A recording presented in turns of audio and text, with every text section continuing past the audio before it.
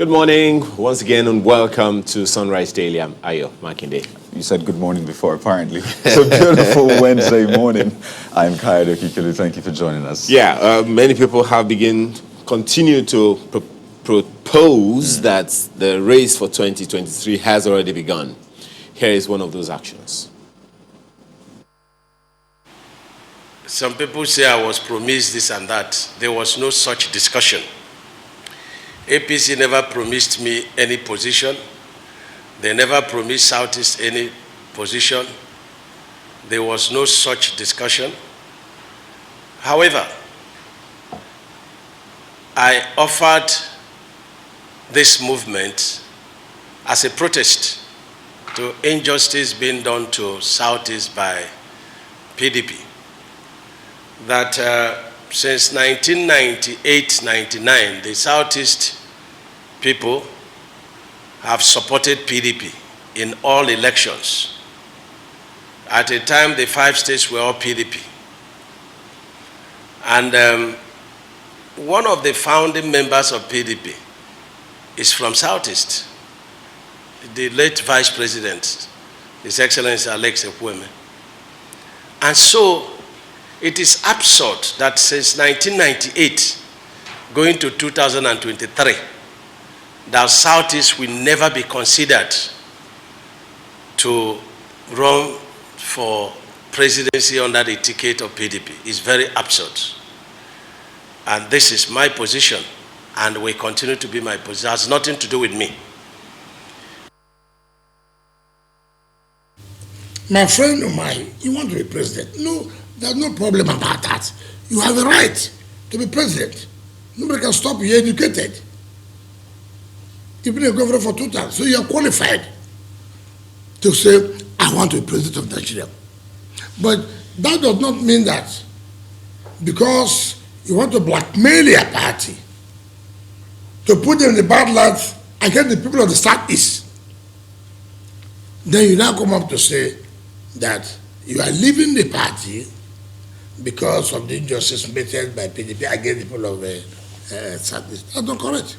I do know, and I can tell you to go to the bank with it, what David Omaye has done today has made him.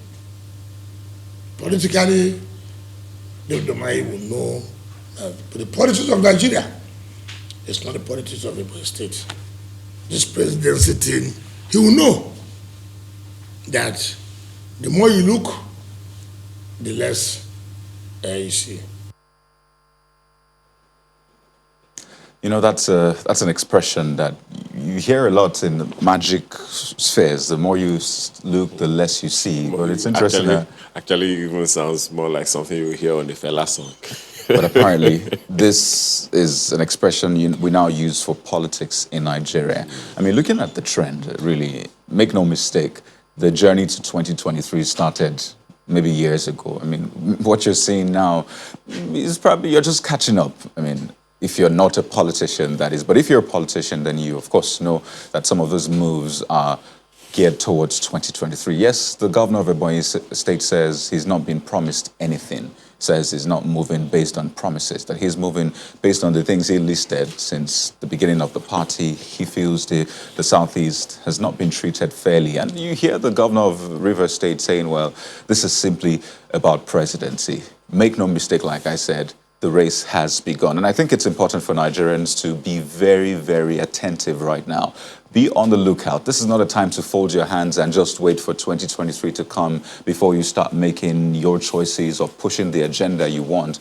Be attentive right now and ensure that you look out for who is best. Beyond the politicking, look out for who is best and support them and ensure that that dream of Nigeria that you want, that you desire, is evident in the person you are electing. I can't emphasize that any more than you have, but let me just, bring it up this way.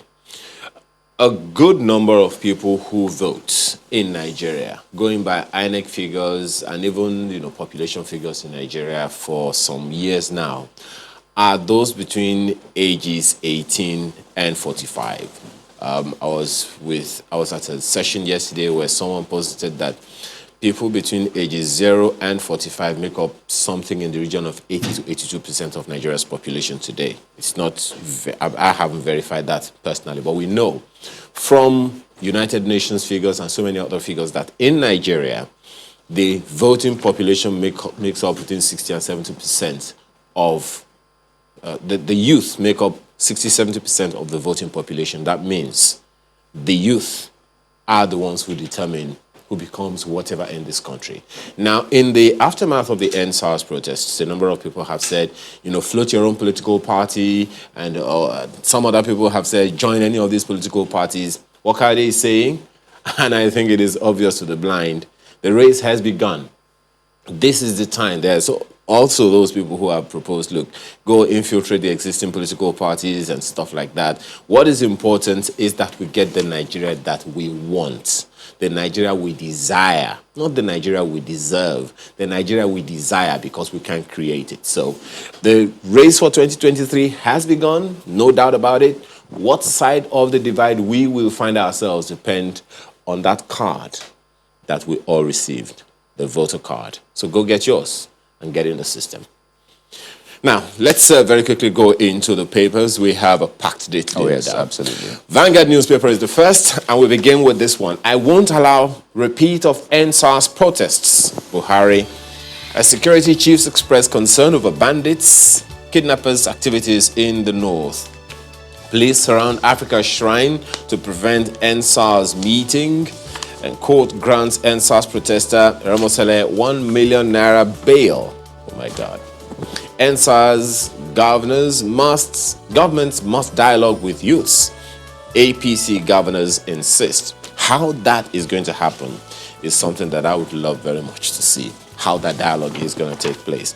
Gunmen, kidnappers on the prowl, kill district head, son in fresh Kaduna attacks.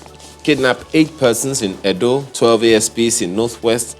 Very, very sorry case indeed. I'm in firm control of police force. IGP replies, retired general. That story you'll find on page 8 of the Vanguard newspaper this morning. The back page has sports. Sierra Leone 0, Nigeria 0, and beat goes on. Well, take a look at the Daily Independent. NSAS leads. Protests can't happen again. That's how Daily Independent puts this. That's coming from the president, of course. Police take over Africa Shrine. I mean, all this, you begin to wonder what exactly is about to happen. But, a few issues with how this, the press, some section of the press is couching the president's words. But you know what? More details in Daily Independent. And you see the sad one, gunmen abduct 12 police officers, kill 16 persons. It's on page 5. And speaking of 2023, Buhari never told me I will succeed him. Tunde Bakari says that APC owes Nigerians explanations over El Rufai report. Apparently that's still making a lot of waves. And you see the story about strike also saying it will linger until FG budges. That's coming from Asif. That is definitely not good news. But the Nigerian Tribune has this one. Broke FG, state governments scavenge for survival. FG spent 67% of revenue on debts to seize unclaimed dividends, dormant bank accounts. 10 states stole minimum wage implementation. Cost of governance too high, Otomi. Nigeria living above its means, that's according to Chikeobi. That story you find on page 6. That part about government to seize unclaimed dividends and dormant bank accounts, there must be something significant in it. So go reactivate yours. A number of other stories. I won't allow repeat of NSAS protests. That's Buhari. I joined APC in Southeast interest. Ebonyi governor says. So many other stories on the front page of the Nigerian Tribune this morning. Next up is Daily Trust. Kidnappers demand 270 million naira. That's ransom for ABU students. I never knew I would survive. That's coming from the driver. Multiple attacks, claims 16 lives in 4 Kaduna local government areas. By the way, that driver, I think there were reports that he probably died in that attack, but there you have it. You see, bandits have been degraded. Police Affairs Minister. That has gotten a lot of response from people, groups saying, really? bandits have been degraded. But you know what? More details, pages 5 and 10. And there's an explanation from Governor Mai as to why he dumped PDP for APC. But right under that big picture, by the way, that picture shows traders at a market in Jos yesterday that was burnt. You see, police silent over abduction of 12 ASPs. 12? That's daily trust for you. Well, most certainly something that we should look forward to. What the police will say that mean. The Guardian newspaper, air travel targets 35% traffic as European carriers resume. FG lifts ban on Lufthansa. Air France, KLM, Qatar amid second wave. Enugu reopens to local travelers. That's the front page of the Guardian newspaper this morning. And let's see if we can just run through Nigerian News Direct. It says, I want to be sacrificed to achieve Igbo presidency. Governor Mai. Okay. Well, that's a lead story for you this morning. Let's leave it there. And that's the much of the papers we can take right now. Let's plunge into the issues for the day. Do stay with us.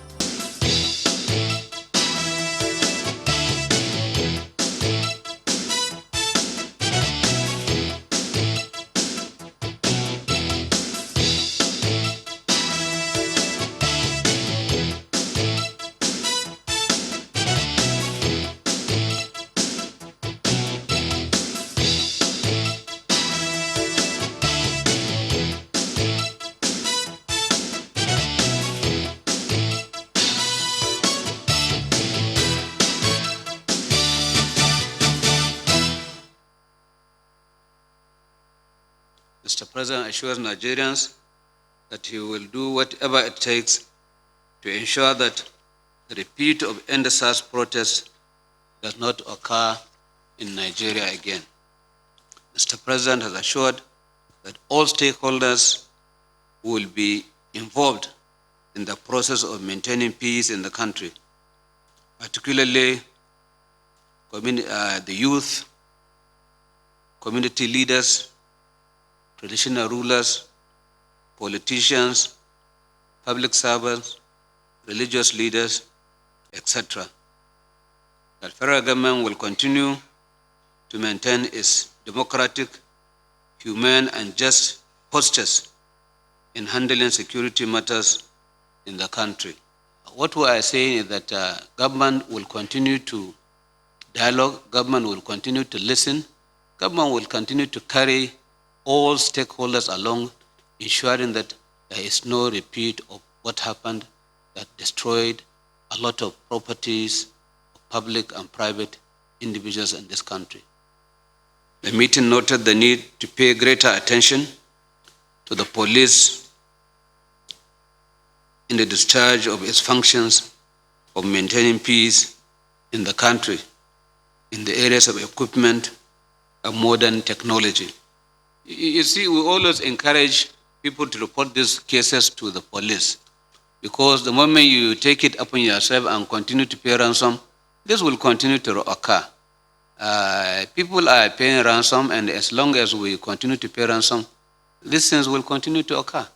But if you report these issues to the police will continue to pursue these people, and in most cases, we succeed in freeing these victims.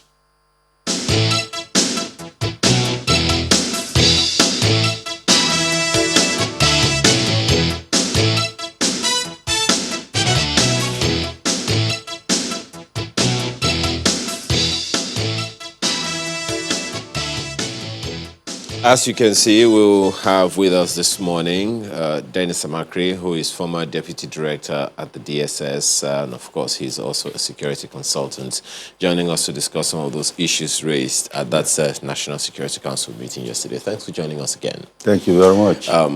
For you, is it like same old, or some glimmer of hope? Well, this time I think we have the Minister for Police Affairs coming out to expatiate on what was discussed. And there are certain salient points that he raised, which I would want them to pursue. For instance, the one on kidnapping. Said people are paying ransom for kidnapping, and because people are paying, they keep on doing it. There are some countries that have zero tolerance for kidnapping, and if you kidnap their people, they will come for you and they will get them.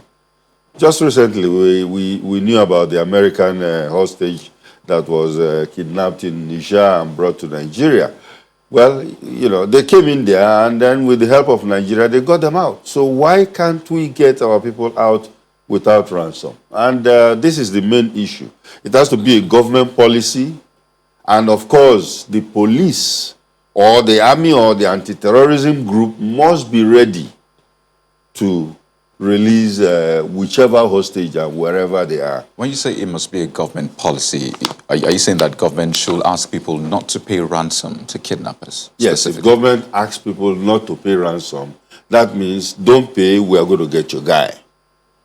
But if the government cannot get the guy and it's taking so long, people will rush to go and pay because to get their people back. It's never a funny thing having a family member, a loved one kidnapped. Exactly. And you understand the position of the family. They want to do all they can just to get their family members safe. So this might be tricky because, I mean, I'm sure you've seen reports time and again, the police saying no ransom was paid, the family saying, well, we paid ransom to get those people released. So how much of a success will this be? No, that is politics, you know. We didn't pay any ransom, we paid ransom, you know. But the real thing is that when anybody is kidnapped, I think people should be aware. I think people should be given a lesson on what really happens when kidnapping happens, you know. And it's not going to be 24-hour thing, you know, because there are things to do. There are traces to be made. There are mappings to be taken care of, intelligence that will come into play. So if this happens, then it will take some time, but the government have to be ready with a team. You know, somebody like, something like the SWAT we are talking about now. This is their area, this is their baby. This is their baby where if somebody is kidnapped, then the SWAT will go in there and bring out the person. Is it not possible to prevent this from happening in the first place? Prevent kidnapping from happening? Prevent kidnapping and any of these, you know, things from happening. Have we even been able to trace the fact that this happens because of one thing or the other? As a minister said, you know, people pay and kidnapping increases. Yes. That would tell us that there is something that the kidnappers themselves need, right? Yes. So isn't it possible for us to trace and track the causes so that we can discourage the exercise in the first place rather than... Besides the causes, yes, the root causes, the kidnap operations itself is a low-risk, high-yield venture. Low-risk, high-yield venture. You don't even need a gun to kidnap somebody. You know, it's very, very easy to kidnap somebody. But the real problem of kidnapping is where you either collect the ransom, because even those kidnappers are very scared. They don't know, you know, whether they're going to be caught. So when you they want to collect ransom, it could take a whole day because they keep on telling you to go from one place to the other while they are following you to know that you are not being followed because they are scared, you know. And then, of course, if the government makes it a zero tolerance, and then it becomes very, very difficult. They know that if I try this thing, I might not come out of it. And that will dissipate the situation. Mexico, the United States, kidnapping was at a very higher peak than ours. But because the government took that no ransom policy, you know, and discouraged those people that are trying to venture into it, we don't have kidnapping anymore. Now, you said the other time that this is the area where a SWAT team, for instance, yes, would be very, very active. Yes. And you say that it's okay for us to have a policy around that. Do we need a policy to do what statutory organizations have been established to do? No, the thing is this. The government will have a policy or a statement that if you kidnap anybody, we are not going to pay. You know? We are not going to pay. But who pays usually? It's not it's the family. It's the family. Families do. Yes. You know? We are not going to pay, and then no family should pay. And then when it is known that there will be no money coming out of this venture, then people will align themselves. SWAT is designed to deal with high violence crimes, very violent crimes, and then of course kidnapping like this, where they could easily move in because they are trained. They keep on. That's why we should not be seeing SWAT on the streets, mounting roadblocks. The SWAT team is a specialized team that is trained to do certain things. If there is a plane hijacked in Murtala Mohammed Airport now, you don't send the ordinary police. The SWAT team will go in there and know what to do. Given that all insecurity is local, all crime is local, what's the role that intelligence gathering can play here as well as, the locals? What role can they play here if they are aware? Yeah, that's why they said that, actually everybody's a police person. All of us, we are policemen. Policing, involves citizens.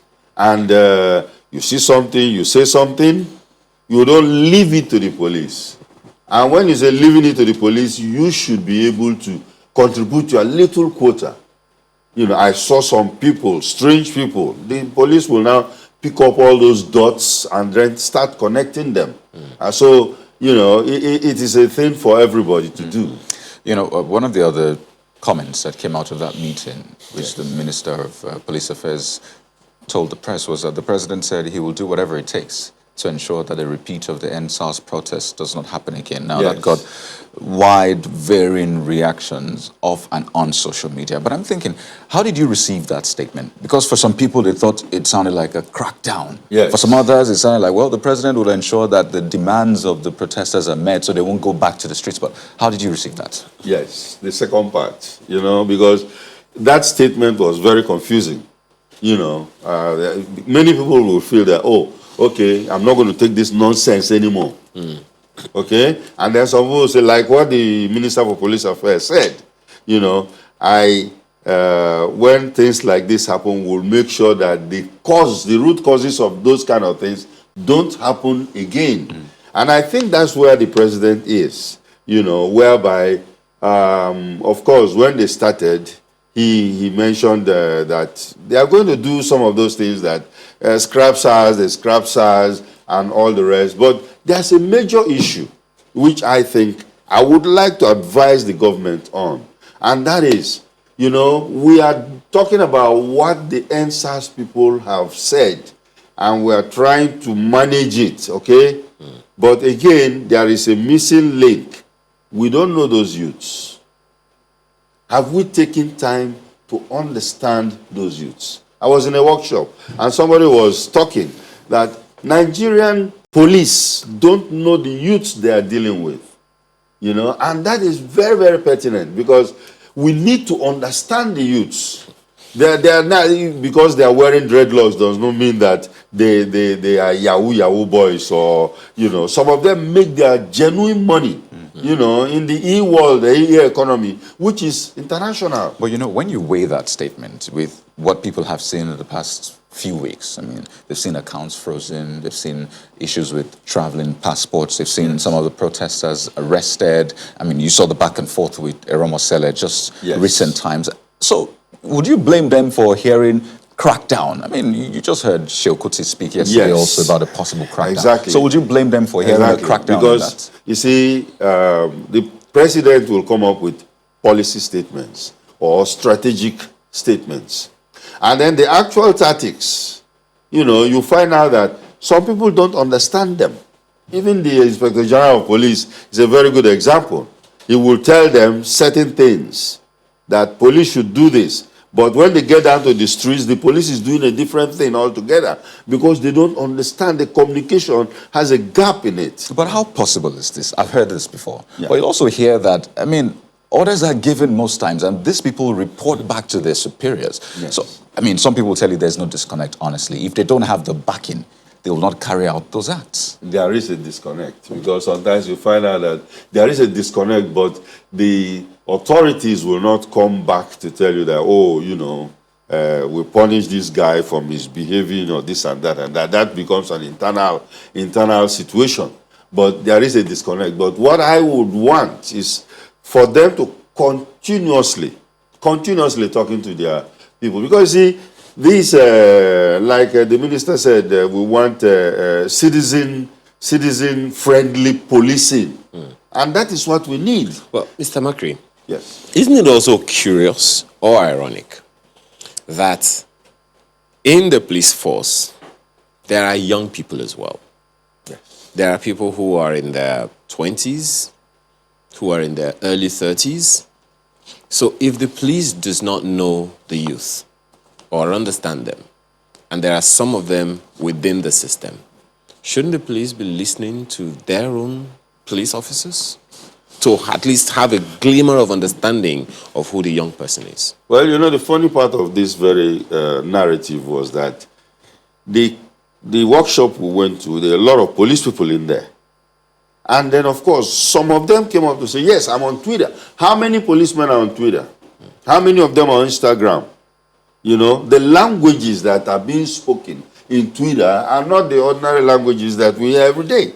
How many of us understand those languages? You know, and they are international languages. So somebody will be sitting down here in Lagos talking to somebody in New Zealand, and they understand each other, and they are transacting business. What I would want is a situation where we even have a town hall meeting, not a physical one. You do it on Zoom because that's the platform of their communication. Do it on Zoom and tell everybody to come in, ask them what is going on, you know, pick their brains, and of course utilize them, because you cannot disenfranchise that large number. They're about 60% of our population. And this is the future of this country. We cannot, you know, disenfranchise them. Other than listening to them, other than identifying them, other than profiling them, well, maybe the beginning should actually be the profiling, because there are the young people who are in the corporate world, there are those who are in the career path, there are those who are in entrepreneurship, there are those who are in entertainment, and most of these people are generally misunderstood from, you know, some of the things that we have heard and the reactions that have trailed them. What kind of profiling would you be recommending to security agencies to understand these people when they meet them on the street or wherever they encounter them? Communication. You need to talk to those people. You know, talk to them. Have a town hall, like I said. Do a Zoom listing. Let everybody call in. You know, everybody will log in, and then, of course, allow people to say something. Talk to them. And then, of course, from the way they behave and from the way they say things and everything, you as government is not there as a headmaster. You know, you are there to sponge in exactly how they feel, because, you know, whether we like it or not, our system is getting old. The people that are, you know, those of us who are our age bracket, our cohorts. You continue this thought, Mr. Makri, but, you know, you just said something that I just caught my attention. I'm thinking, because generally, you know, people who are older, who are not in the youth bracket, Yes. they are generally impatient with the young people. Exactly. And most of them are the ones that are in government. So Yes. when you say government, you're actually talking about elderly people who Elderly may people, not have the yes. temerity, Especially the our own. patience, Yes. who may not have the patience to really understand what these guys are saying, because the youth themselves are very, very aggrieved because of things that they have not enjoyed over time. So Exactly. what kind of attitude, what kind of character, what kind of mien would you be expecting the government officials, who are older people, to bring up when talking to these young people? Yeah, first of all, they have to open their minds, because there is this block there, all these young boys, you know, where even one of our legislators was, you know, put his foot in his mouth by saying, these children, you know, these are not children, you know, and we have to place them properly. We have to situate them, open our minds, and be ready to sponge in, you know, those things, because we are looking at the future. We cannot use the old analog or, you know, the old system that we are using to look into, get to the future. So, and these ones are there, and we should utilize them now. And another thing that the minister said is that of the use of modern day technology in combating all of these issues. Yeah. He's talked about bringing the police up to speed, up to par, and all of that.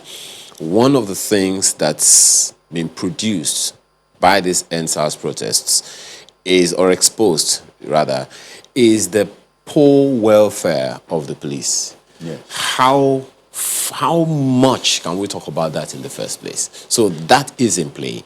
The welfare is not there, and then now we're talking about modern day technology for policing. Yes.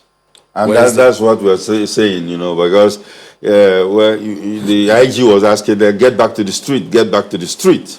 The groundwork has not been done. You're asking them to get back to the street. So I think there should be a total house cleaning. Let the police authorities sit back and say, now, we've encountered this. How are we going to solve this? And then, of course, make sure that some of these things, housing, do you allow them now to go and live among the people? Not barracks anymore. Those who can stay in barracks, like the SWAT teams, they're not barracks, but outside in an installation, a facility where they will be staying and be called out all the time. So these are things that have to put in place. The newer technology you want to buy, why don't you buy it and then let these people train with them? The kind of guns that you are going to use, because SWAT is special weapons and tactics. Yeah. So those weapons, have you got them? These are the things that they should be doing in that training ground that they are doing. But, with the weapons comes to talk about rights, human rights, ensuring that, these men are responsible with the weapons they carry. But, another major issue that came out of that meeting is the fact that they resolved to give security agencies targets and timelines. Yeah. Now, that is for the National Security Council. But as a security expert, as a Nigerian, you've seen the trend of security. What kind of timelines, targets would you be giving the security agents? Would you be saying in the next 1 month, this is where we should be in the next 3 months? What kind of targets would This you be is giving? not going to be solved in this year, this 2020, maybe the rest of 2021. Because to order weapons, it takes some time for weapons to arrive, I know. Because it will not just, they are not off the shelf. And even if they are off the shelf, there are clearances, there are permits that will be given before those things will come into the country. You are training SWAT, it's not going to be an overnight thing. That will happen. So, and again, talking. Because, see, communication is key. You must be talking to these people. At the different levels of policing. DPO level, all the way down to local governments, and all the way down up, there should be conferences and people will be talking and re-evaluating themselves, and then, of course, see the kind of society, the kind of services that they are going to give to society. But one of the things, Mr. Macri, that over time, I think you have also posited on that, before now, that's responsible for the kind and level of insecurity we have is inadequate economic security.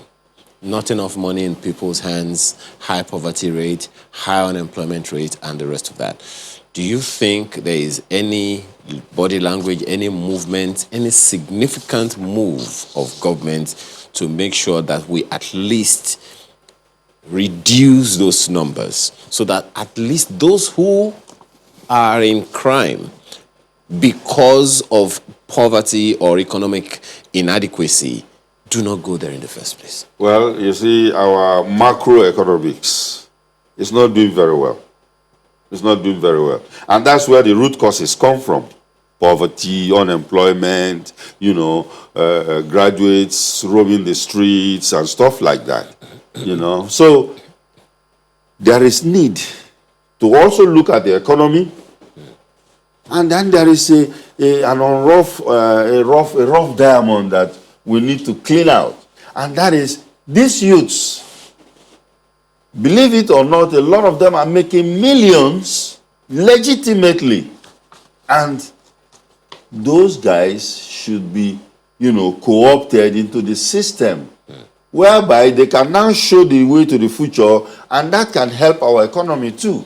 Because we cannot continue doing the same thing. We're going to build roads and we're going to sell more oil. And Niger Delta users say, no, you're not going to sell more oil and all those kind of stuff, We should start diversifying, thinking of other ways of making our economy better. Well, Mr. Dennis Amakri, former Deputy Director, DSS, and a security consultant, thank you so much for your time and your Thank you thoughts for this having me. morning. Okay. Well, a number of other issues, but we're back after now. Well, you may have heard about reported strange deaths in Kogi State. I mean, this is not the first time we've heard that series of states' strange deaths, but this one is worrisome. I mean, about 50 deaths, according to reports from a member of the State House of Assembly, and that's worrying. A few symptoms, but the big question is, what exactly is happening? How can we get to the bottom of this strange deaths? And we have joining us this morning the Commissioner for Health in the state, Dr. Saka Andu. He joins us via Zoom. Good morning, and thank you for joining us on the program. Good morning. Thank you Well, for having me this morning.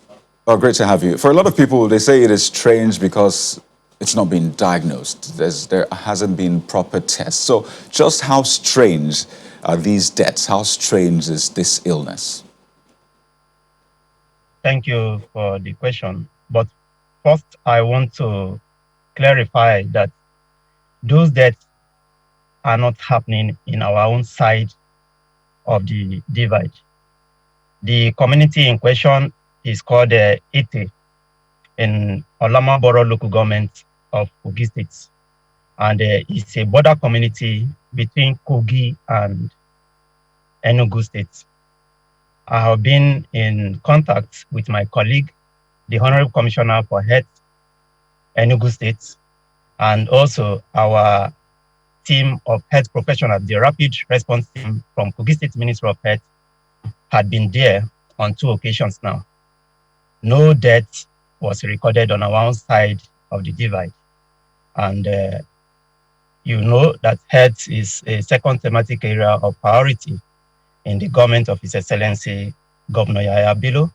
And since then, we have been up and doing, and issue of outbreak is an area we have received international and local commendation. This is not happening in our own side of the divide.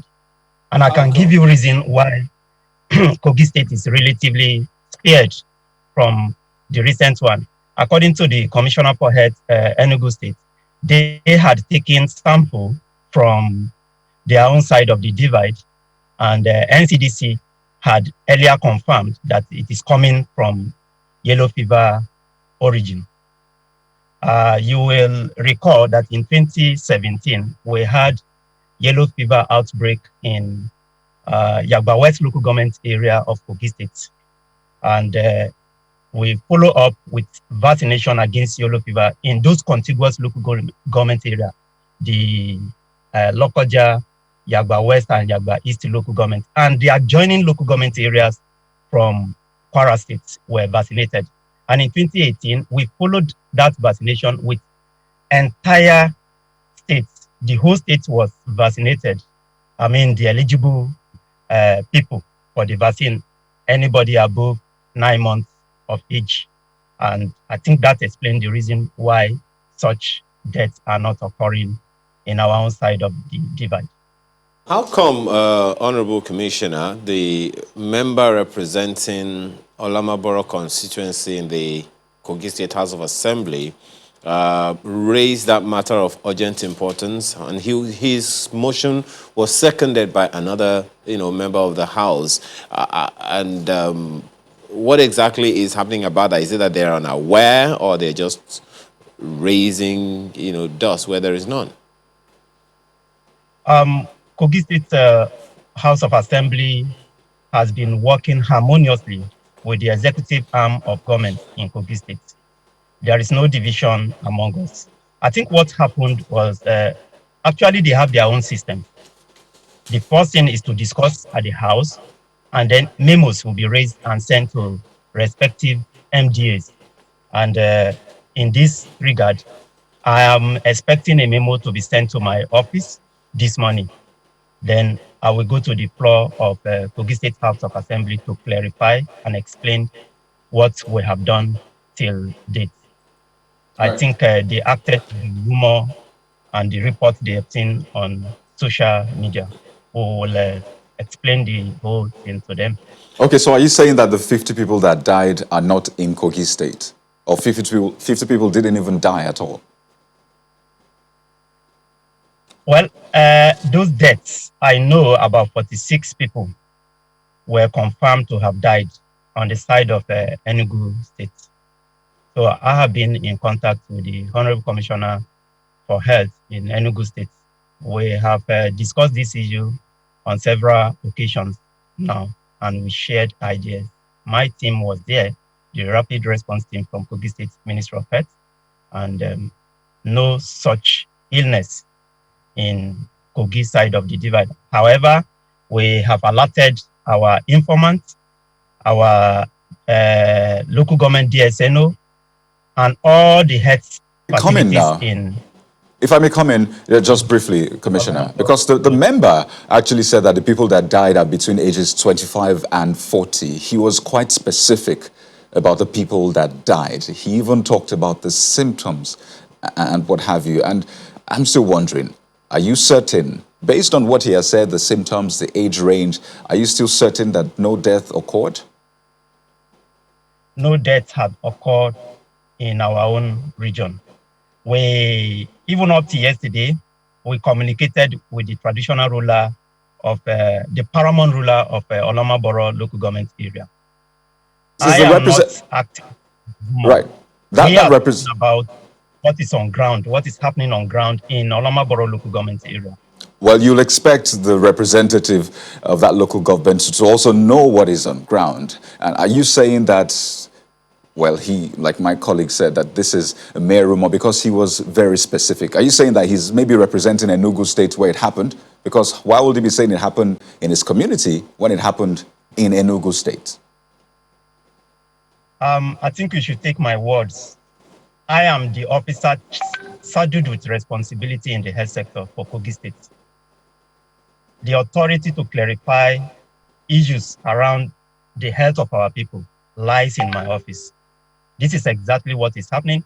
And after this interview this morning, I will call my colleague from Olamaboro, the member representing Olamaboro State constituency, to clarify and to discuss on issues on ground in Ete community, the border community between Kogi State and Enugu. This is a heavily disputed community. I mean, the ownership of the community between Kogi and Enugu State. And the case is at the Court of Appeal now. So people may be, there may be mistakes or confusion on which side belongs to Kogi and what part of the Ete community belongs to Enugu State. Are you saying that you weren't aware of this case before the matter was raised on the floor of the House, or that there were attempts to not allow this to get out to the public until you had confirmed whether or not indeed it is true? That is not true.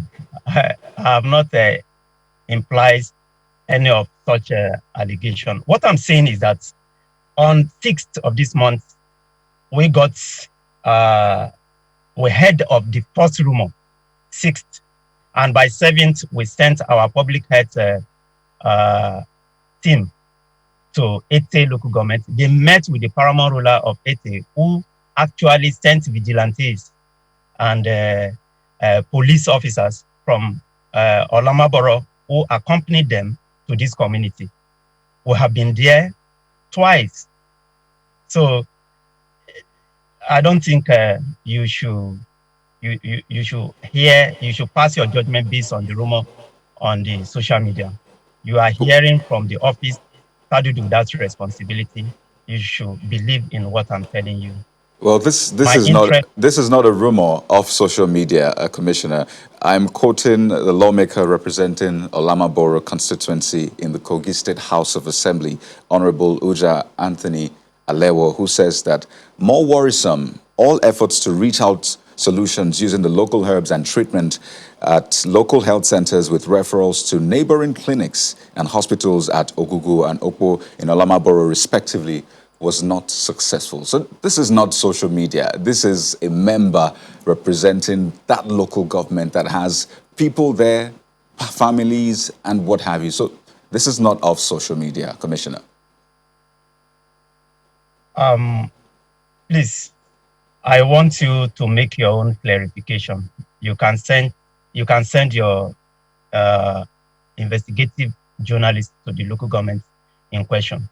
I am telling you what is happening on ground as at today in Ete community in Olama Borough local government area of Kogi State. So you will expect me more on the situation around the health of our people. Well, that's taken, because one of the resolutions was that the House sends a strongly worded letter to you to respond to what's happening in that area. I'm not sure if you have gotten that, but you say that you should definitely be meeting with the State Assembly. But I'd also want to ask, because this issue was also raised, is there a hospital in that community? We have primary health care, and we have a cottage hospital in the same local government, and a general hospital in Oku. So we have about 3-4 health facilities. And they are in contact with my office. So one wonders why the State Assembly would ask the government to construct a hospital in a tech community to avert and tackle future occurrence of these sorts. How do you respond to that demand? I have just told you that this region in question is a border region. And I don't think any part of this country is adequately fortified to fight against infectious diseases. So we as government, we are still trying to ensure that what we have on ground is further improved. So basically, no hospital is coming up in that community. Is that what you're saying? I have told you that there is a primary health care in that community. And I also told you that we have a cottage hospital and a general hospital in the same local government. So you cannot expect every community to house a tertiary health institution. But at least we have a primary health care there. If, Honorable Commissioner, the health care delivery system that you talked about is as effective as you say it is, how come 50 people were reported dead by a member representing a community in Kogi State, and you're saying that, I mean, this is what you're saying, and a number of people are wondering, for God's sake, is it that, the government is trying to deny this? So if the medical health delivery system in that environment, in that community that you talked about, is as effective as you say, how come this report, went out? For now, this community is in Kogi State, beg your pardon, until otherwise proven by the court as you have proposed. So in that light, if indeed the health delivery system is as effective as you say it is, how come the deaths were recorded by and reported on the floor of the House of Assembly in Kogi State by a member of the House which you say that government is in cooperation with? I don't know why you keep on insisting that those deaths occurred in Kogi State. Was reported on the floor of the House of Assembly in Kogi State. That is why we are insisting. So the news is already out there. And if you do not, prove it beyond reasonable doubt, even though there is not a court, some people might be wondering, is he trying to cover up something? There's nothing there to cover up. If you listen to news, on the 5th and 6th, this was reported on the network news. Enugu State Commissioner for Health actually released a press release, a press statement acknowledging the occurrence of strange deaths in Enugu State. And the same was reported in Delta State around the same time. And NCDC did receive sample from that community. The samples were put to test in their laboratory here in Abuja, and it came up to be a yellow fever hemorrhagic disease in that contiguous communities in Enugu State. There is nothing hidden about this. We all know this since the first week of November. So since then, we have been in contact. I have offered my own suggestions. I am telling you that in 2018, we had the entire state vaccinated against yellow fever.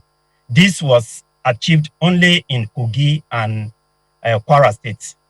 That explains the reason why we have relative immunity against this disease. Yellow fever vaccination has the capacity of protecting an individual for up to 10 years before a booster dose could be requested.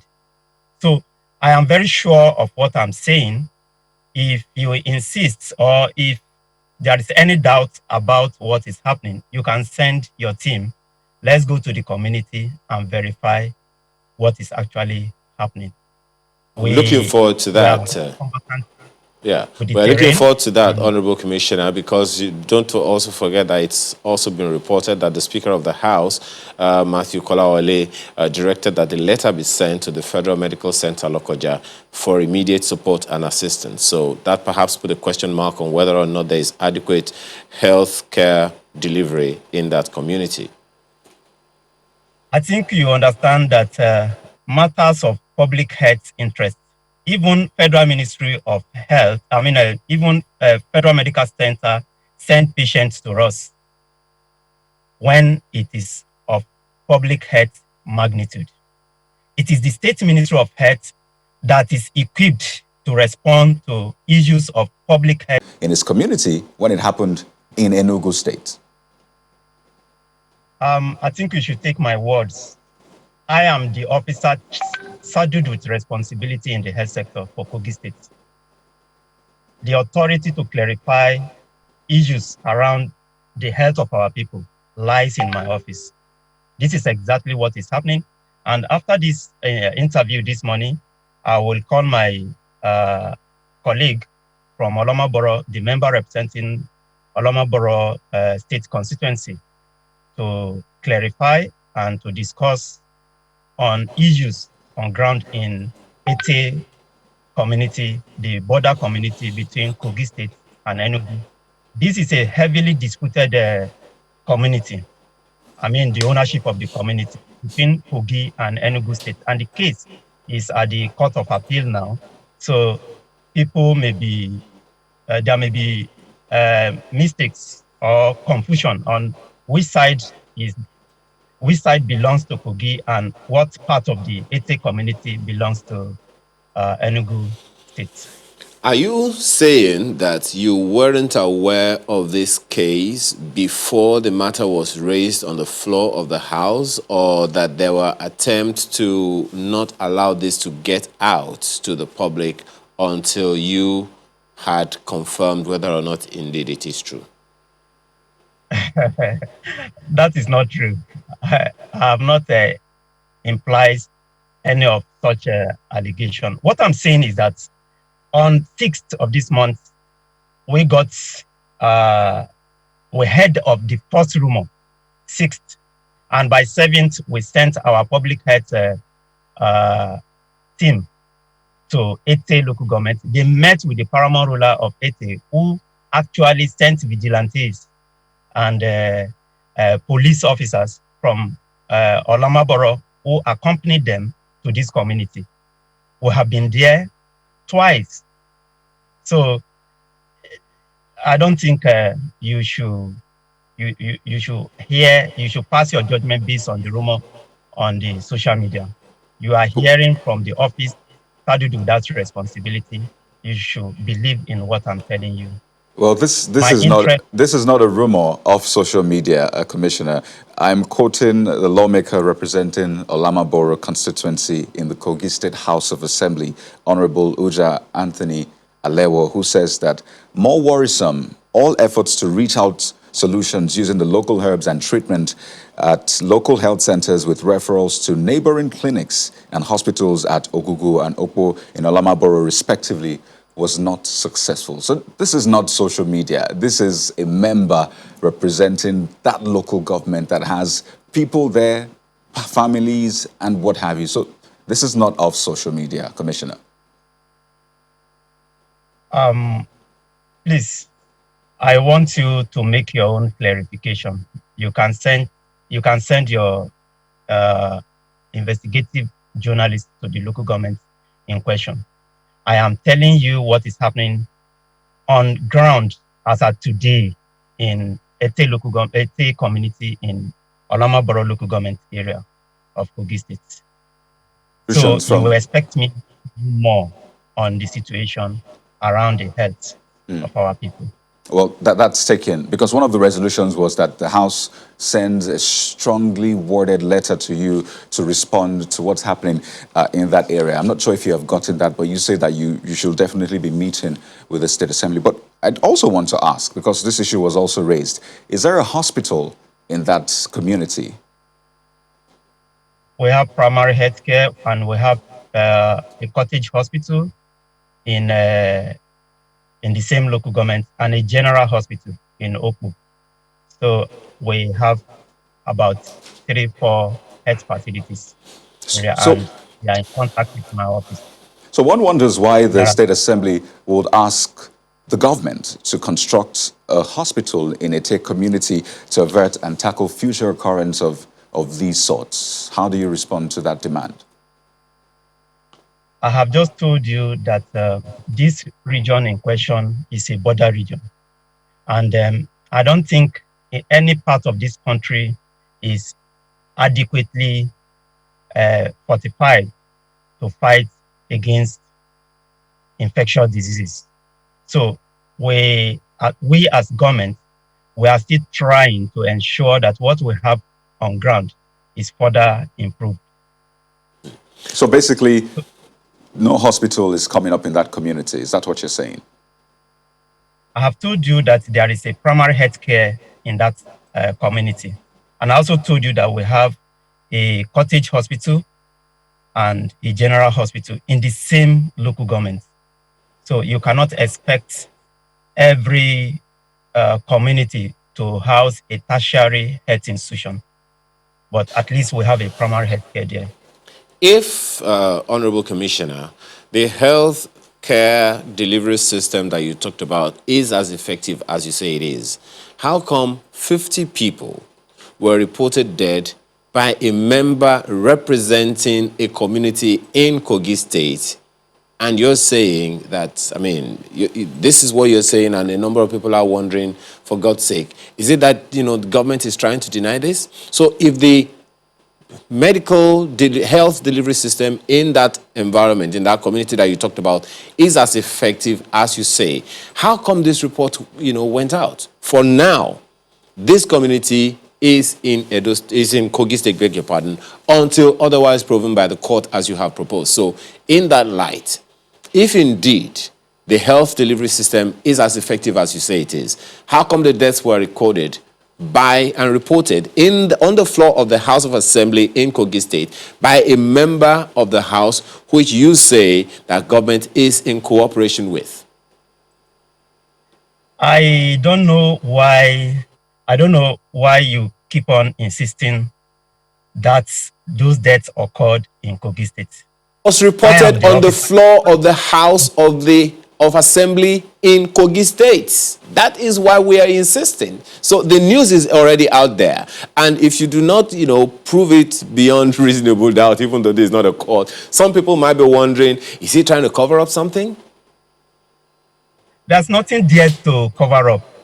If you listen to news, on the 5th and 6th, this was reported on the network news. Enugu State Commissioner for Health actually released a press release, a press statement acknowledging the occurrence of strange deaths in Enugu State. And the same was reported in Delta State around the same time. And NCDC did receive sample from that community. The samples were put to test in their laboratory here in Abuja, and it came up to be a yellow fever hemorrhagic disease. in that contiguous communities in Enugu State. There is nothing hidden about this. We all know this since the first week of November. So since then, we have been in contact.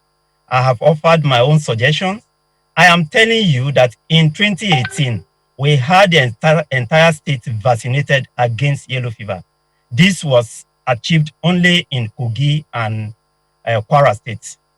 That explains the reason why we have relative immunity against this disease. Yellow fever vaccination has the capacity of protecting an individual for up to 10 years before a booster dose could be requested.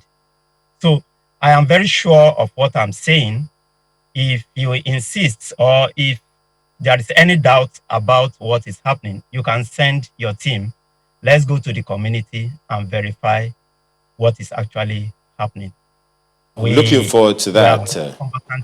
Yeah, we're looking forward to that, Honorable Commissioner, because you don't also forget that it's also been reported that the Speaker of the House, Matthew Kolawole, directed that the letter be sent to the Federal Medical Center, Lokoja, for immediate support and assistance. So that perhaps put a question mark on whether or not there is adequate health care delivery in that community. I think you understand that matters of public health interest, even Federal Ministry of Health, even Federal Medical Center send patients to us when it is of public health magnitude. It is the State Ministry of Health that is equipped to respond to issues of public health magnitude, not the Federal Medical Center. Federal Medical Center do refer patients to Kogi State Specialist Hospital, Lokoja. We have had this in even this year. Lassa fever has been annual occurrence because we're in the Lassa fever belt in Nigeria, and we have responded to Lassa fever infestation outbreaks in Kogi State, and Federal Medical Center do refer their patient to us.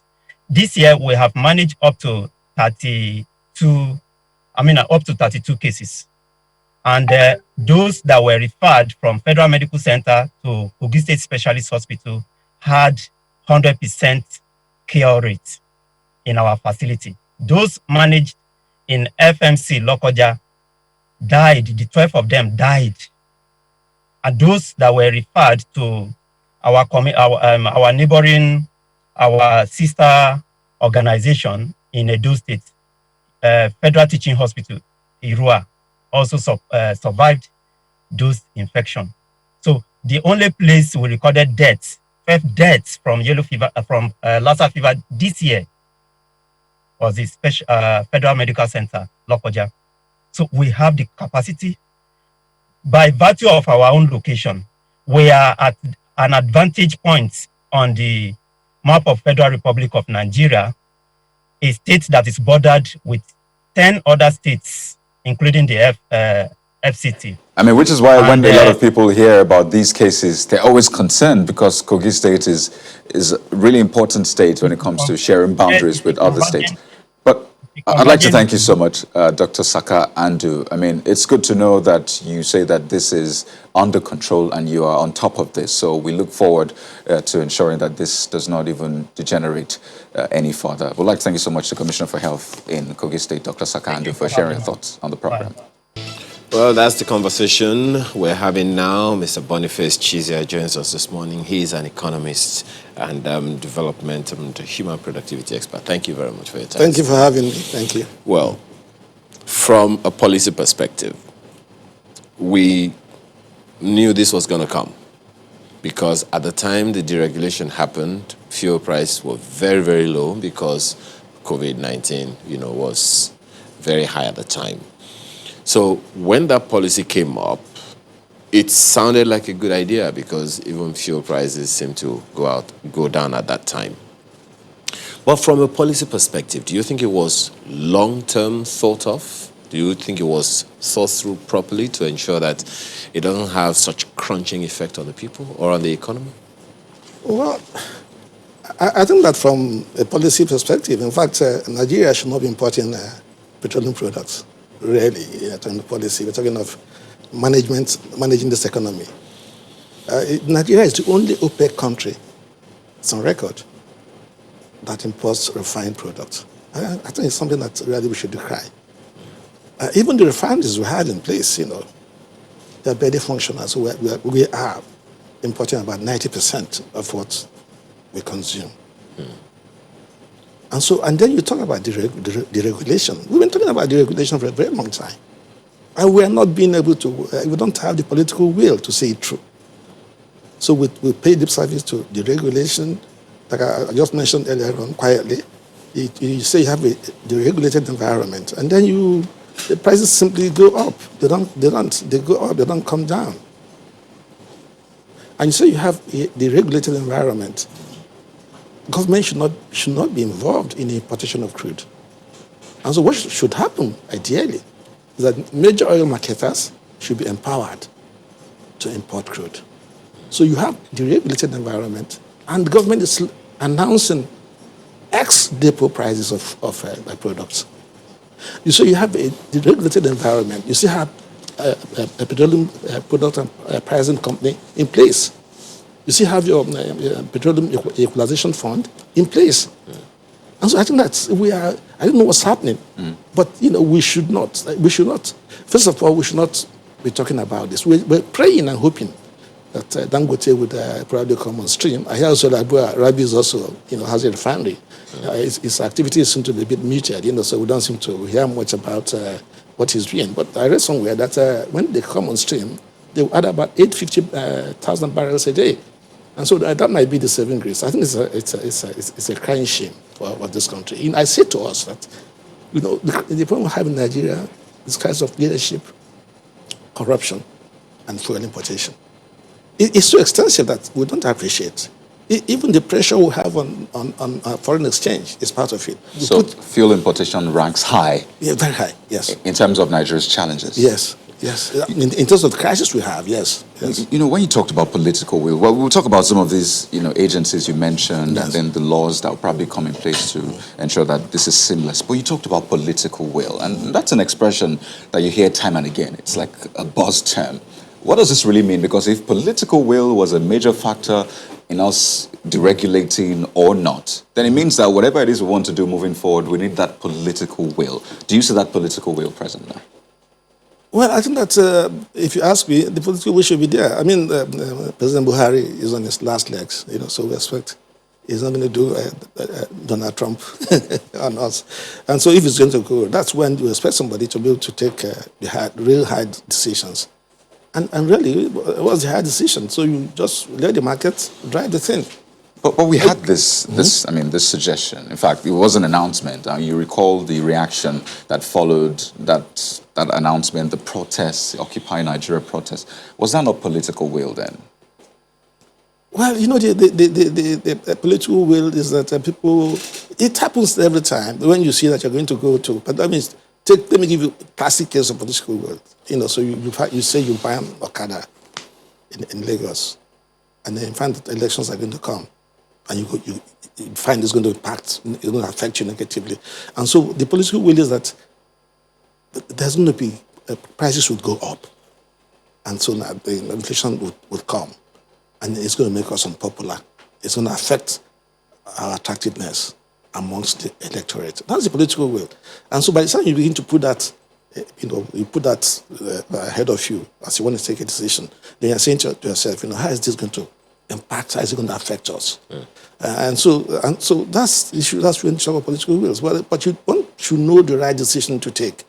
And the essence of good governance is that you should take that decision and stand by it. Okay. And even if it's going to impact negatively on you on the short run, but you are looking at being a statesman, and looking at taking a fairly long-term interest of the country. Well, Sachizia, I'd like you to speak to, because what we have seen over the years is that every fuel price is like a hybrid of sorts. It always creates a chain reaction across the economy, and it's almost instant. But before we go to that angle, what do you make of this bit of confusion? On the one hand, when the Pengasan announced a strike, there was that apprehension that there was going to be fuel scarcity at the pumps. Then NNPC came out and said, there is no cause for alarm. We still have 2.9 billion liters of fuel in store. And then the price of fuel, of petrol, was increased. And almost immediately, with the landing cost was announced, and then, naturally, the fuel price was increased at the pumps. Is it the same fuel that we have in reserve that is being increased immediately, or help us understand? But that's what has happened. When you announce a price increase, even at the pump price, those who operate the pumps, once you announce an increase in price, they capitalize. It's a human tendency, except somebody is going to track these things and make sure it doesn't happen. So if there's a price increase, they want to capitalize. And so if I have products in stock that I got at the previous price, I want to sell it and capitalize. So make a killing. But for instance, if there's a reduction in price. So sorry, on that you just mentioned something. Yes. So that means that no one can hold anyone responsible for taking advantage of the people. Well, sometimes that's why we talk about market forces. Sometimes if you want to place those things, it's not very easy to do. So you have your building products and marketing company that should be able to check these things and so on, and say, well, you have this product, you should be able to sell it and so on. But I don't know if they have the capability, they have the resources to say, look, you have so much products in stock while this announcement was made, and you should be able to exhaust this. I don't think they have that. So this is not political will. This is now... No. Well, it's people trying to capitalize. People are trying to take advantage. People are trying to say, look, it's human tendency. Human tendency, there's nothing you can do about it. So if I see that I'm going to make some money, going this way. But what should government tendency be if that is human tendency? Well, government tendency should be to make sure that people play by, play the game by the rules. So if government is not, the thing to say is that when you want to enforce these things and you want to police and take off, how many filling stations do you have in this country? Let's look at the practicability of doing it. How many filling stations? And some of them are in very far-flung parts of this country. And so how do you monitor? How are you going to monitor? The only thing you have to do is to maybe come and show some very strong examples, so make some scapegoats and so on, put the fear of God in some of the operators, and so that they know that if they are caught, there are consequences. But for that, it's a very difficult thing to do. And so it's something that's why, as often we talk about allowing the market, to drive the thing. Some have also alleged that this market that you just talked about now is occupied by some people who are fronts for some government officials who themselves own or have interests in these businesses. Now, that is definitely not something that can be confirmed, but that's the word on the street. If that is word on the street, that perception is reality as far as some people are concerned. They do not have facts otherwise on that one. So that means that we're within the devil and the deep blue sea? Yeah, but then to the extent that government is not coming in to provide subsidy, so that some consumers will be shortchanged in the process. But so we have the market, and you allow the oil marketers, the majors, to import the products, to sell their products, and so they will take advantage in some extent. But you have a regulator, so when you have a deregulated market, what is going to be important is that somebody who is overlooking to ensure that people don't collude, so don't collude and then want to check the consumers, to cleaners and so on and so forth. So you have to do that. But so if you have a market and government, the problem with fuel importation in this country is the subsidy payment. The amount of money that went into subsidy, most of it, of course, unaccounted for because it was not budgeted. And so NNPC earns money and then deducts what it pays. And that is why it was possible for so much corruption to have been perpetrated through that process. So Yes. Pardon me. So Yes. you don't buy, because you mentioned importing, allow them import and sell. So you don't buy this suggestion by players in the industry that, what, it shouldn't just be the NNPC importing. How about you allow others import so it can be a bit competitive? But do you know why NNPC started importing? Because in NNPC, the oil marketers say we can't import at this rate. And it's the same subsidy mentality. The oil marketers say, look, if you want to import, we're going to import. But we can't import. Obviously, we are in business to make some money. And you say we should import, and you're giving us terms and conditions. And those terms and conditions, if we go and import on those terms, we certainly won't be in business. And so when that happened, there's going to be a crisis. So NNPC took over and started importing. So in some sense, there's some sort of subsidy in that area, right? Yes, but you see also as economics, and one has been around for quite some time, a subsidy is not the way to go. It's a misallocation of resources. If you are going to subsidize, you subsidize production. And so people are having issues with producing items and so on, so you try and assist them, to increase their production. But once you put subsidy, it's going to be misapplied. It's going to be hijacked. That is certain.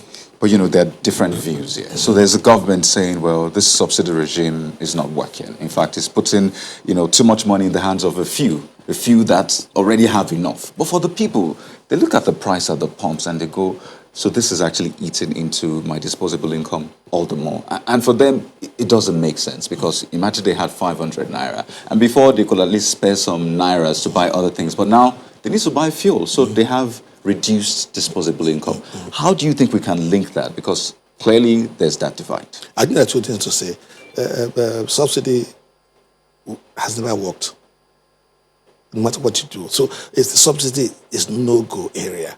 And of course, you're right. For the average consumer, he's interested, so he goes to buy fuel, he wants some stability in prices. And so the price increases, it affects his purchasing ability to purchase. Yeah. And when you're talking of a regime where it's not just an increase coming from just one area. I live in an area where electricity tariff has just been increased by 100%. 100%. Oh, that's the band A and band, not the other bands. And so that means, normally I would charge my meter at 20K. Now I have to do 40. And then if you look at the terms that were given, there were terms that were given for this hike in price in terms of stability of supplies and so on and so forth. And sometimes they're not living up to it. And so the consumer in Nigeria is at the receiving end. And so they distribute some free meters and so on and so forth. Sorry, I'm taking us off. Yeah, distribute free meters and so on and so forth. And then people are suffering all over the place. And so you take electricity, now you take petroleum, and then of course you also had a pandemic. We know what the pandemic has done to people, the capacity to earn across board. Particularly small and middle scale enterprises. Yeah. That should be the engine rooms that should drive this economic activities in this environment. How they've suffered from the pandemic. And they are still suffering from not just the pandemic, but this economic pandemic, if I can use that term. Because really, just as you have said, disposable income, is being depleted even further because they do not go to banks for loans. They use some of their disposable incomes as loans that they put into their businesses and recycle for as long as possible.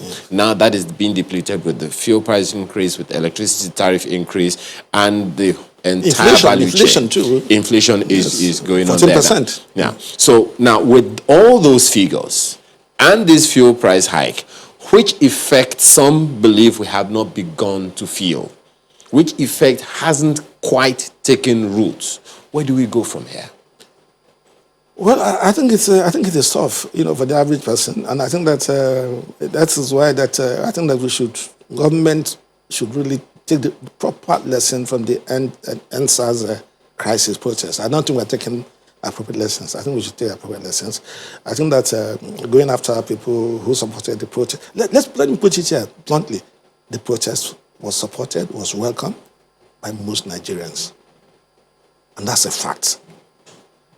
Unfortunately, first of all, most Nigerians were thrilled that we would see that sort of protest being organized in our lifetime.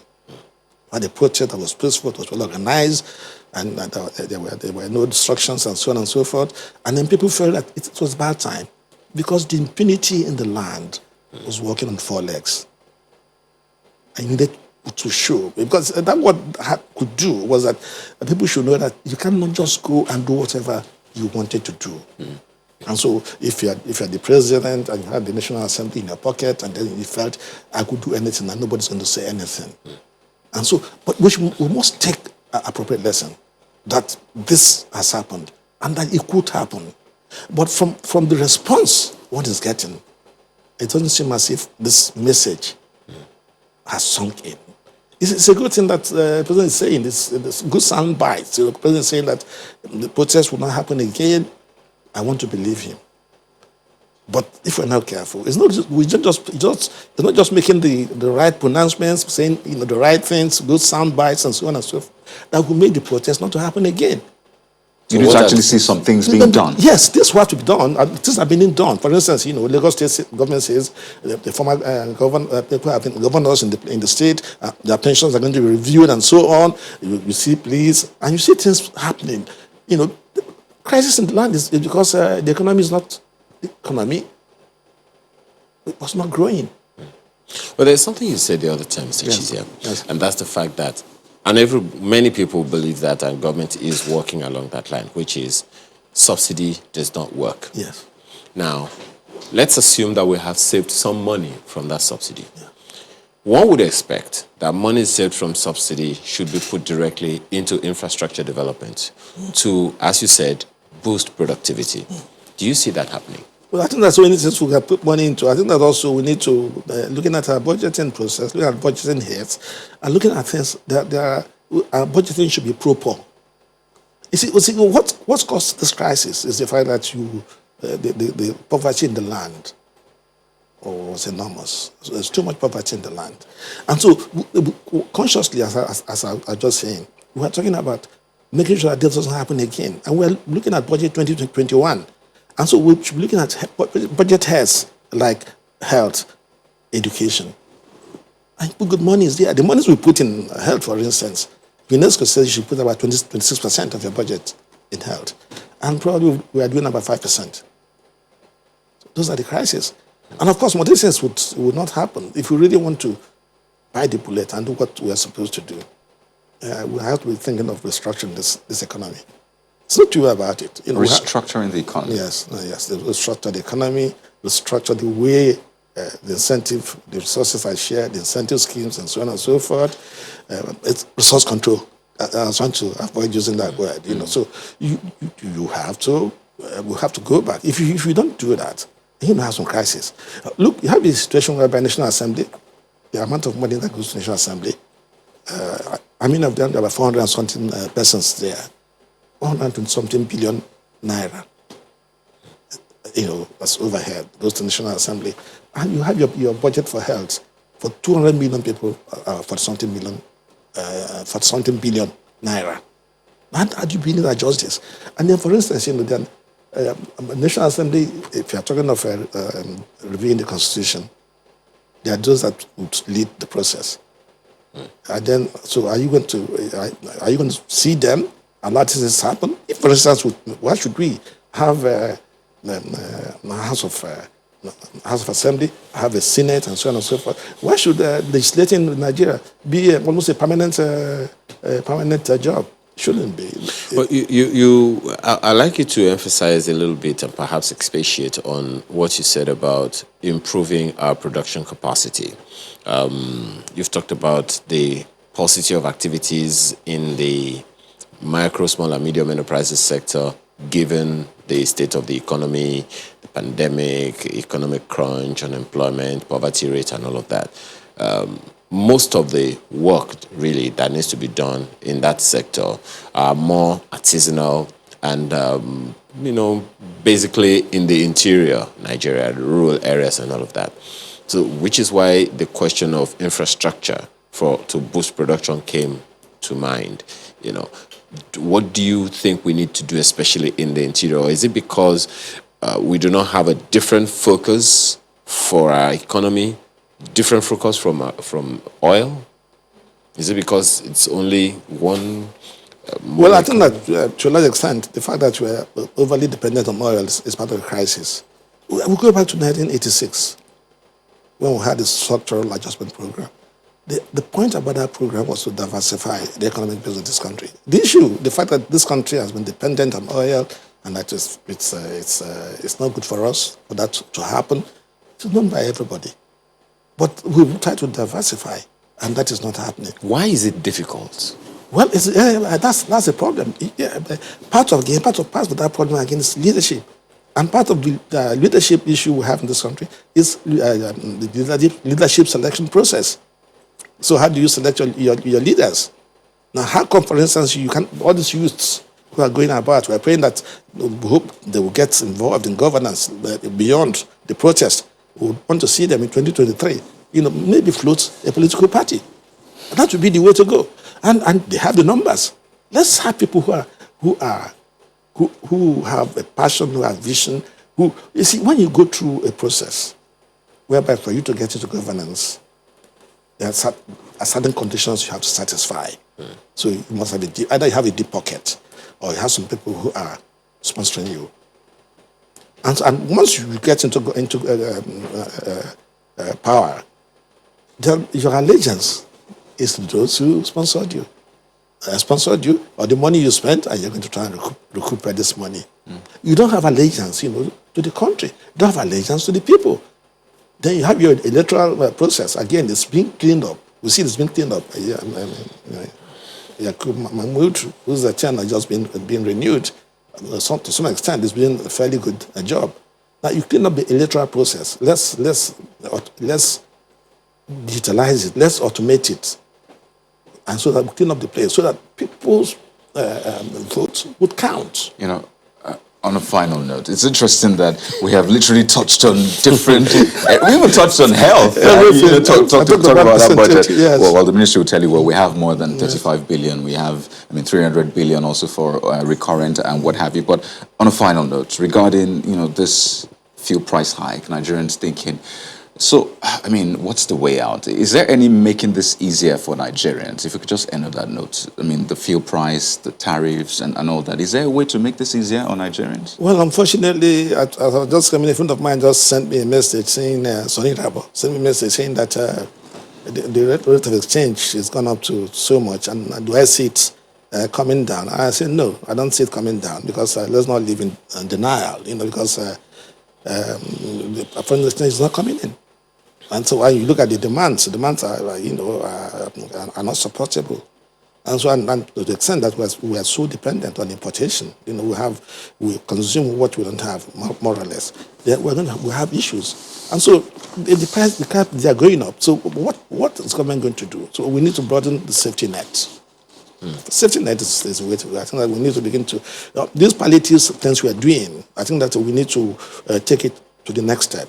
So we want begin to have things like unemployment benefits. So we might not be able to go at the deep end and say, look, everybody who's unemployed, if you don't have a job, you've entitled to so much payment. That's the way to go. And we might start to say, let's start with graduates. So you leave the university, you've done your NYSC. That's palliatives 2.0. Well, this is really an unending conversation because, clearly, from what you have said now, the fuel price is a hydra-headed issue.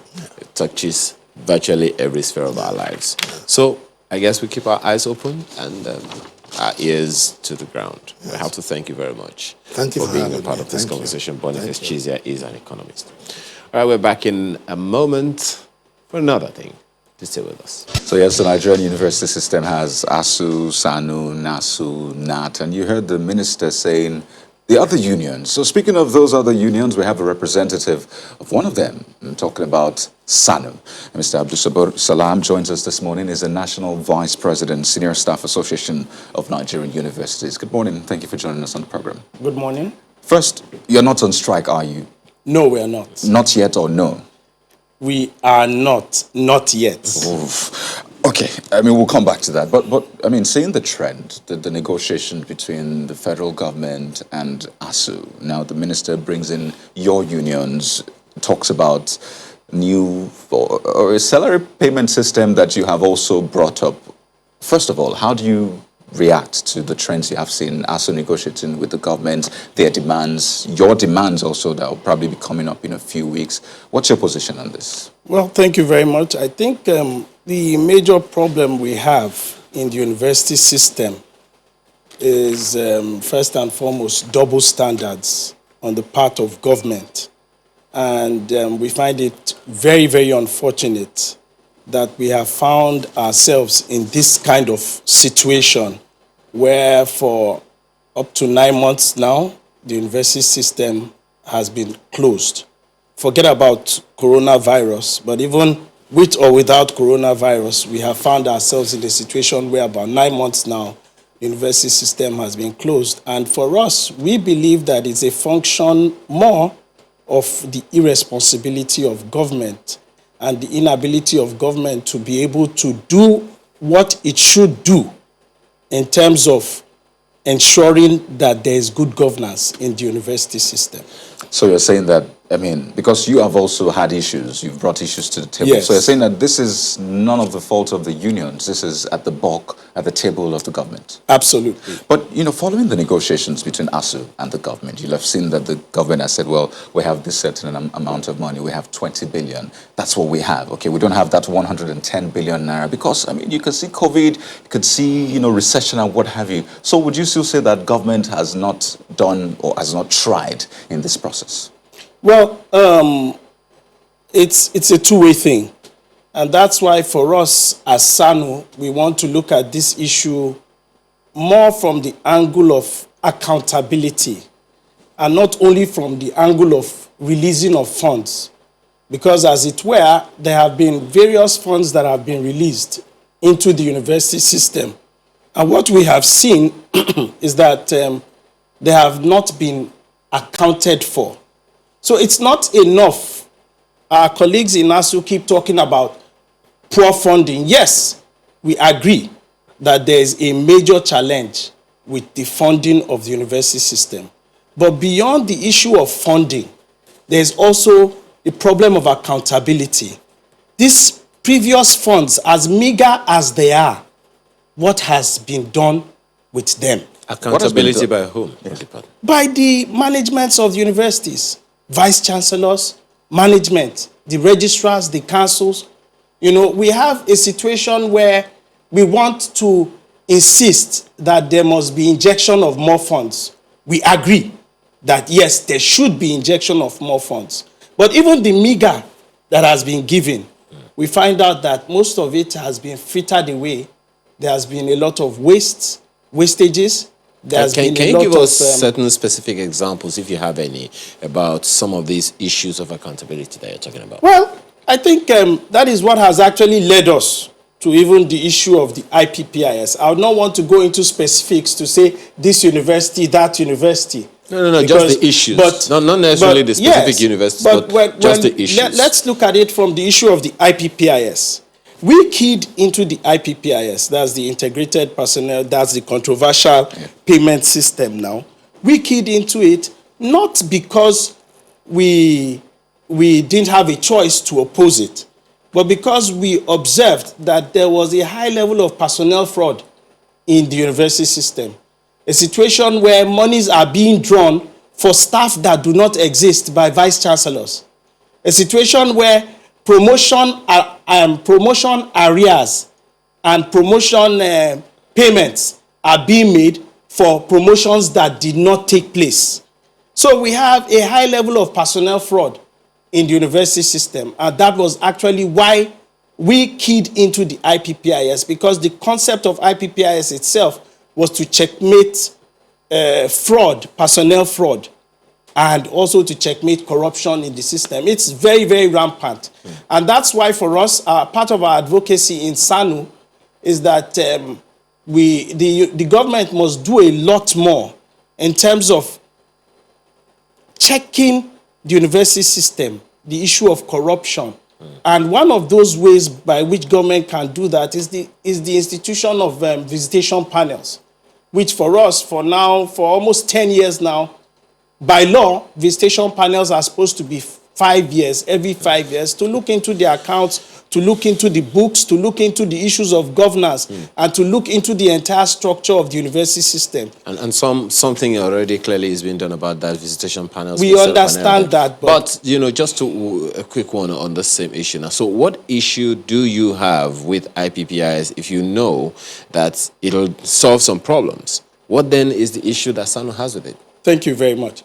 Well, IPPIS was actually conceived about almost 8 years thereabouts ago. That was even by the previous administration before the Buhari administration. And when it was conceived, they invited us to key into it. But we told them that, yes, the concept is good. The idea behind it is laudable because of the inherent challenges that we have in the system. That's the corruption issue and the personnel fraud issue. But we said we have peculiarities in the university system in terms of our payment model and in terms of how there are some other specifics that are peculiar to the university system, which we demanded that they should be catered for. Like what? Once they are catered for, the issue of, for example, just very easily sabbatical leave, visiting staff and what have you. Those are some things that are peculiar to the university system that are not known to other environments, such that if you don't factor in these peculiarities into the payment system for the university system, you'll find out that it will create problems. So as at last year, the negotiations continued. And at that time, towards the middle of last year, around June, July last year, the federal government presented a demonstration of having complied with the requirements, with specifics to the university system. So for us, we felt, okay, having satisfied that requirement, then there was no need for us holding back. So by November last year, which makes it about a year now, we urged our members to key in. But unfortunately, what we realized at the end of the day, I would say it's like being sold a dummy. Government sold us a dummy, because the demonstration they presented to us, which captured it and which was supposed to be what would have gone into implementation, was not what was now being implemented.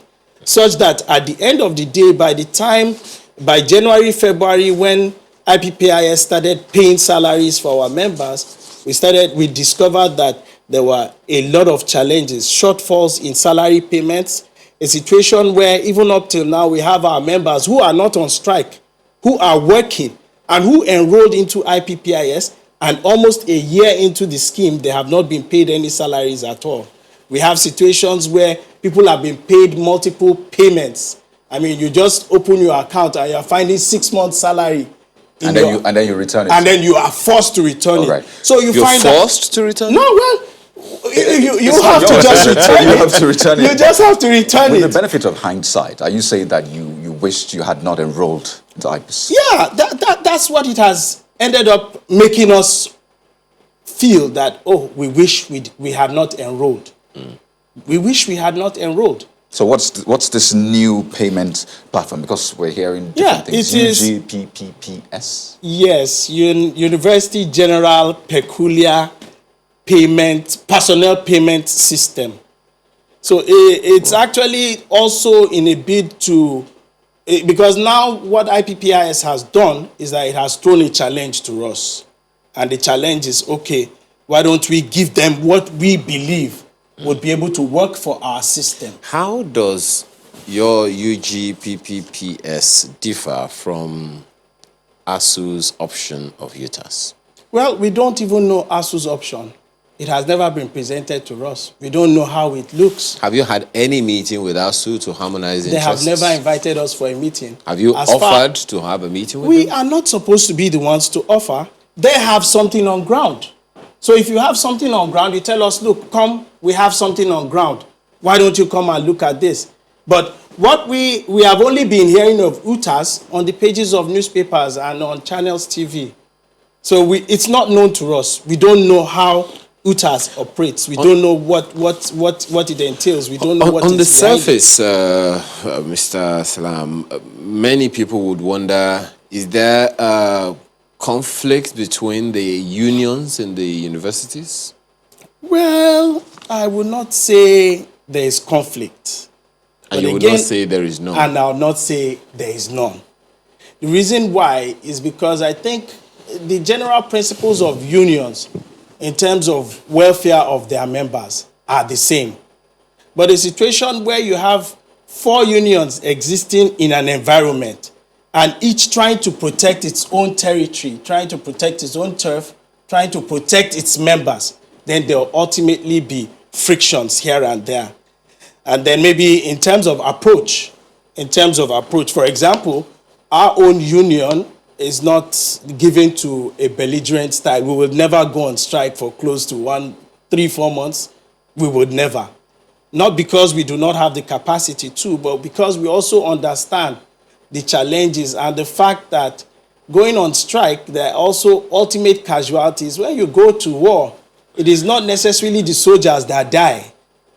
You have more of innocent civilians, people who are just caught up in the crossfire who die. In this case, the students. The students, exactly. So you think ASU is being belligerent? Well, I would not want to say that on air. No, you said that your kind of approach to this is not the belligerent approach. Yes, we don't have that disposition. But unfortunately, one thing we observe about Nigeria is that the noisier you are, the more attention people give to you, even if what you are saying doesn't make sense, even if it's not in national interest. But once you are noisy, people want to pay attention to you.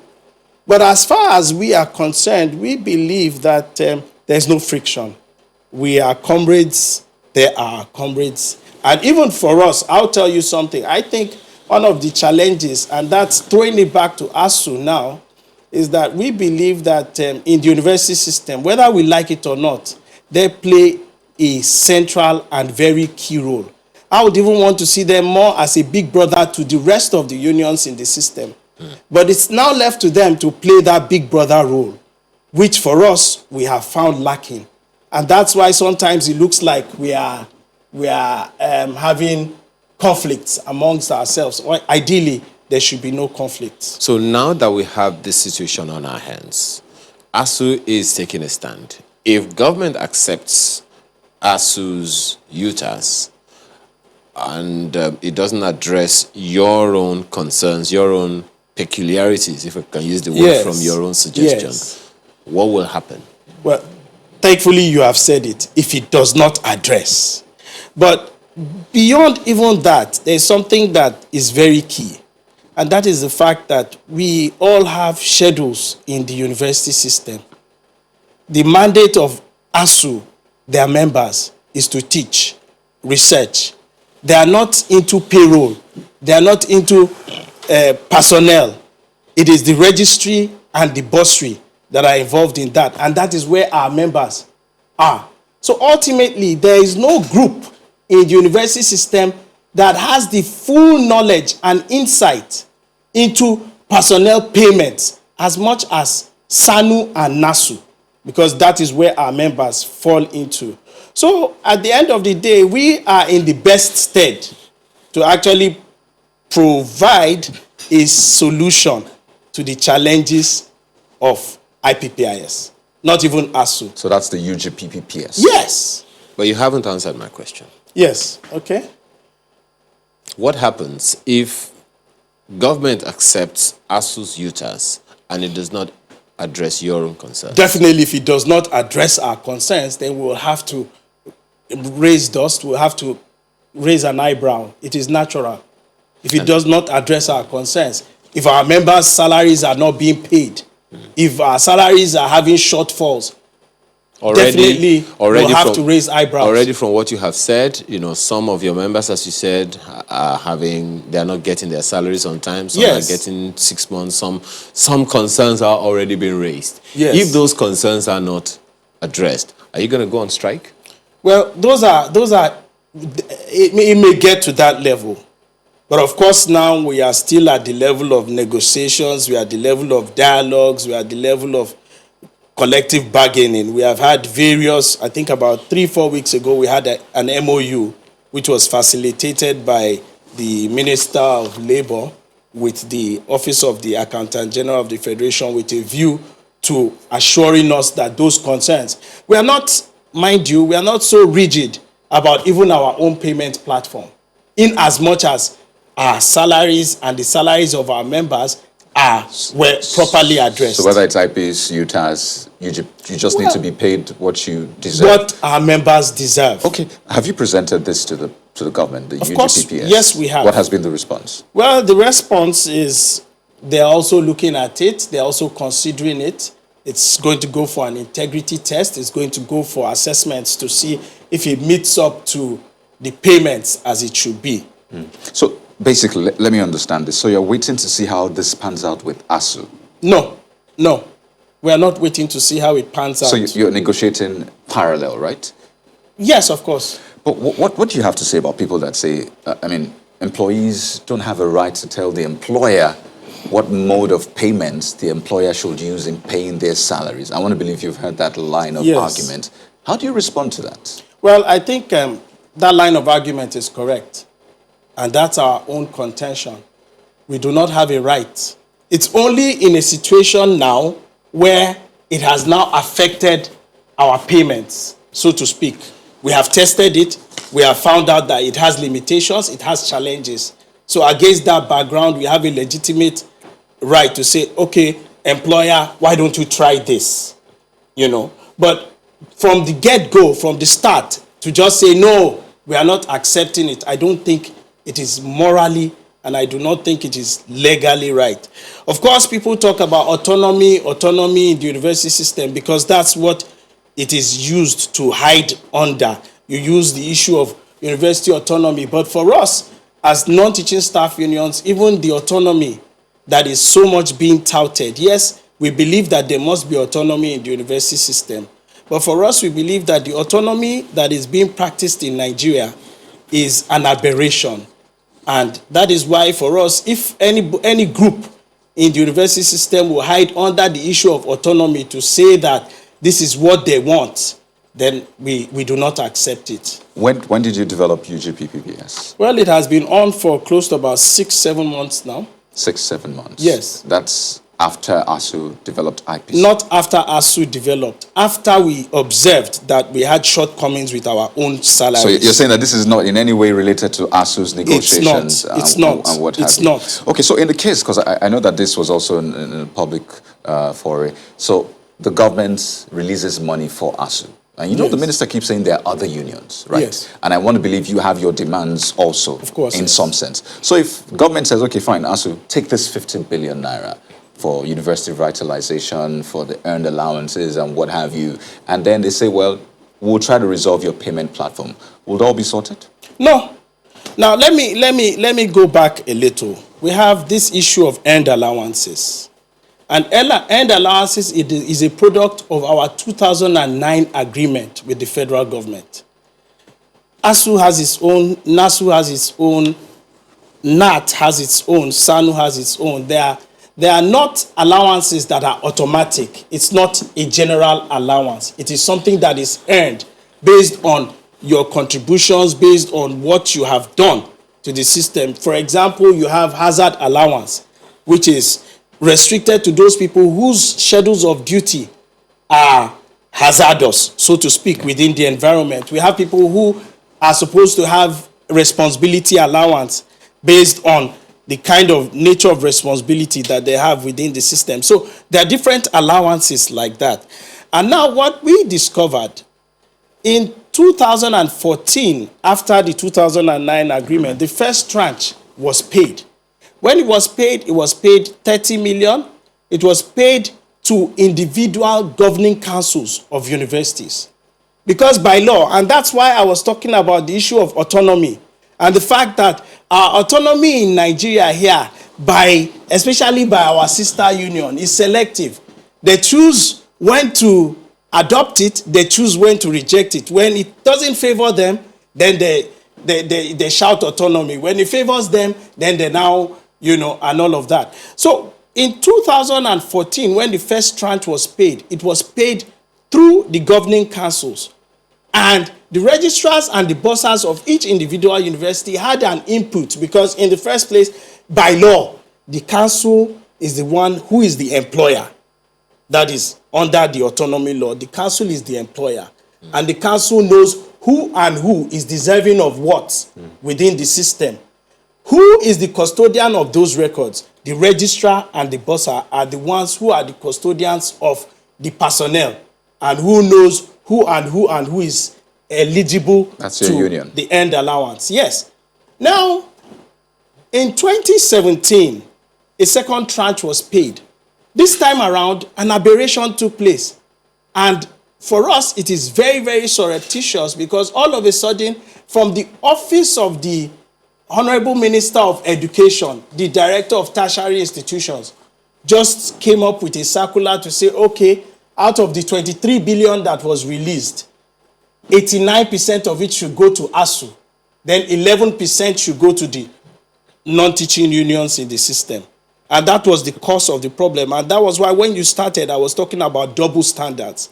Because at the end of the day, the first tranche, you paid it through the councils. That's the 200 billion. The 30 billion. Okay. Paid through the councils. The second tranche, which was 23 billion in 2017, was now paid from the office of the Honorable Minister of Education, paid from his office, which is an aberration, which is a contravention of the autonomy law.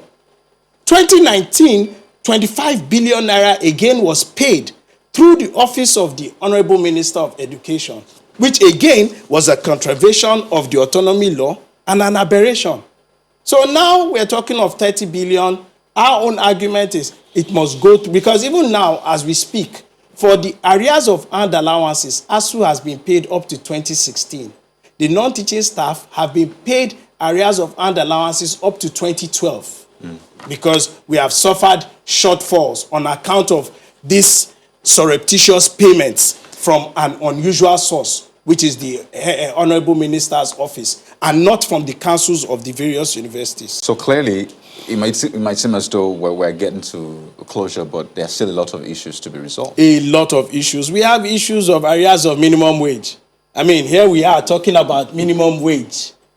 University staff have not been paid arrears of minimum wage. So even almost 2 years after it was passed into law. I mean, there was a suggestion, I think it was last week or 2 weeks ago, that the unions should be merged. So you can come up with your demands as one and then resolve it once and for all. So we don't have ASU having negotiations, SANU, then we have NASU, then NAT. Well, the issue of merger, let me say that they can't be merged. You can only negotiate with them jointly. Why not?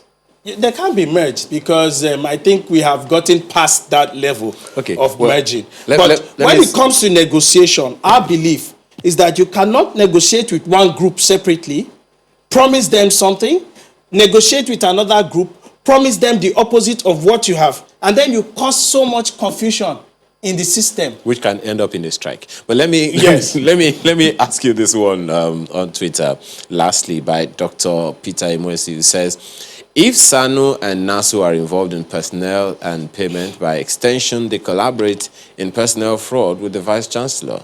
Yes, we have not hidden the fact. But of course, you should also realize that their management, the registrar, the bursar, and the Vice Chancellor must definitely align together.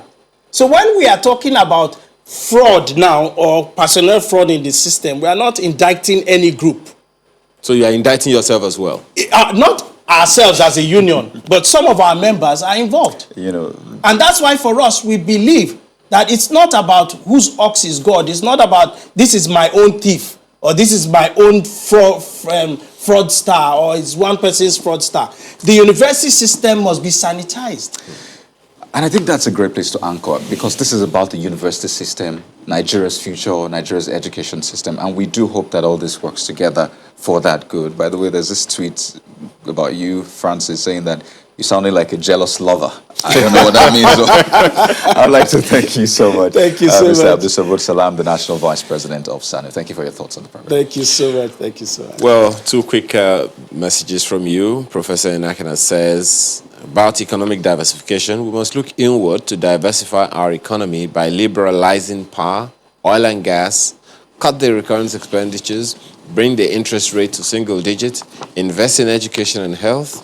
This will inexorably free funds for capital and human capacity development. Well, Onisheon's tweet is about that strange disease, strange death in Kogi that the commissioner has since debunked. Says the Kogi state government has always played down the news of deaths and disease outbreak in the state.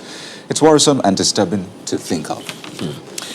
Well, we have to leave you on that note, and thank you very much for watching. All of this information are on our Twitter handle, and of course you can watch as many of these videos as you want on our YouTube channel. My name is Ayo Makinde. Have a wonderful day. And I'm Kari Dekikede. Thank you for watching.